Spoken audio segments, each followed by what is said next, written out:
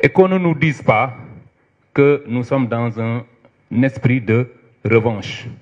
Xam nga ku nekk ci esprit de revanche bu jëlee dëkk pendant 1 an et que le gouvernement de Macky Sall soit presque intact. Aujourd'hui Macky Sall bu dellu si waatoon mën na jëlaat gouvernement am teg ñoom ñëpp ñu ngi ci biti. Si nous étions dans la revanche, je pense que loolu la ñuy njëkk a def dañuy def ñoom nit ñu def loolu leen ñoom ñëpp un séjour carcéral sans fondement. Loolu mooy revanche. Revanche mooy nit ki def la nga def ko lam la def ñoom liñ ñu def ñun mënuñ leen ko def parce que gëmuñu loolu. Nous sommes des hommes de droit. Nous sommes des hommes de droit, nous sommes des républicains. Et li nga xam ne moom la ñu Sénégalais yi wóoloo mooy yoon. Bañ nañ ko ba biñ ñëwee dañ ne jub jubal jubanti. Nous sommes donc pas dans la revanche. Donc li indi waxu OFNAC ci kii bi mooy man dama considérer ni il faut tout en travaillant sur les questions économiques, tout en redressant le pays, il faut de la justice. Justice bi il faut que les Sénégalais, parce que man dama considérer bokk na ci li may metti man, que ceux qui pendant 12 ans ont entraîné ce pays vers les bas-fonds, ñi nga xam ne dañ fi indi répression bu dul jeex sonal Sénégalais yi, c'est-à-dire ils nous ont tués, ils nous ont réprimés et ils nous ont volé nos deniers. C'est-à-dire que nit ki def ko ba pare di plastronner, c'est-à-dire di dem ci au niveau des médias mel ni ñu ñuy kokkali. Man nag loolu day bokk à chaque fois que j'en vois un da ngay gis nit koo xam ne mu leeral ni kii bu lépp jaaroon yoon il aurait dû être à ma place à la chambre 48 de Rebeuss, mais mu ngi fi di toog sur un plateau di wax ba ñuy jox des conseils en matière de respect des droits, di joxe des leçons même de droit, des gens qui devaient être derrière les barreaux bari nañ fi. Pour man nag un pays ne peut marcher avec autant de criminels dans la rue. Loolu mënul nekk. Moo tax ñuy proposer entre autres parce que dañu ne reddition des comptes ñoom ñëpp baax na ñuy réfléchir naan non il faut qu'on règle les problèmes, il faut qu'on rende justice, reddition des comptes, mais loo gis ci àddina y a ce qu'on appelle la stratégie. Man nag damay réfléchir beaucoup en matière de stratégie.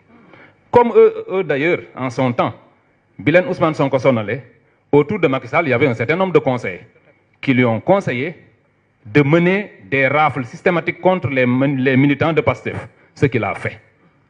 Daf ñu rafler, il aurait pu réussir son coup.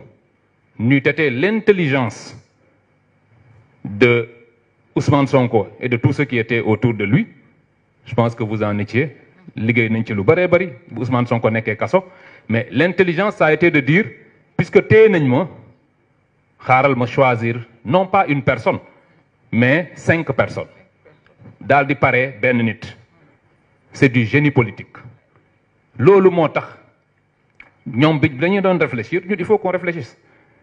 Aujourd'hui il y a un certain nombre de choses qu'ils ont pu faire. Da ngeen di gis fii un DAGE nit koo xam ne normalement écoutez moi je suis inspecteur des impôts buñ ma njattoon tey ne ma boo génnewul 150 millions dem kaso je vais en prison. Léegi imaginer leen ñoo xam ne man damay jot 2 fois ou 3 fois ñoom li ñuy jot ñoom ñu mën a génne 150 millions d'un coup. Donc da ngeen di imaginer aujourd'hui ñoom am na lu ñu def loo xam ne nëbb nañ ko. Et Macky Sall, j'ai entendu l'honorable le dire tout à l'heure, balaa moo dem daf leen a protéger le 9 février. Alors il a travaillé sur 2 choses.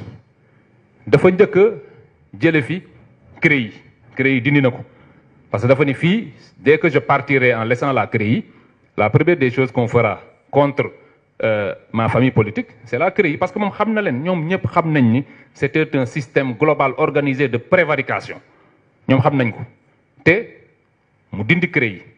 Alors en enlevant la CREI mu jël l'essence de la CREI, c'était l'enrichissement illicite mooy maanaam nga am alal boo xam ne yow munoo wax nit ñi foo ko jëlee nga jékki-jékki rek nekk milliardaire ñu ñëw ne la yow milliard bi foo ko jëlee te yoroon suñu gafaga réew.